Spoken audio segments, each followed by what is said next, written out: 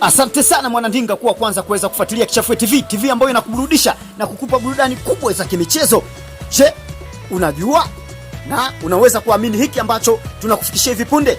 Klabu ya Arsenal ndio klabu pekee ambayo haijawahi kufungwa na klabu ya Real Madrid. Je, ulikuwa unajua hilo?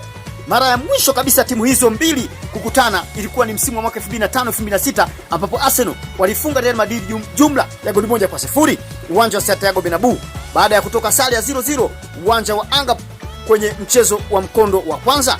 Arsenal na Real Madrid jumla wamekutana mara 4 tu. Arsenal ushindi mara 1, sare mara 3. Real Madrid hawajaweza kupata ushindi hata kidogo mbele ya Arsenal. Arsenal wanaenda kuandika historia nyingine tena.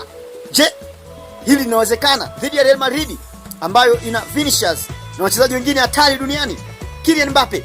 Tuone Arsenal hawa ambao wameandika historia kubwa dhidi ya Real Madrid kama wataweza kushinda. Hii ni Kichafue TV, endelea kufuatilia.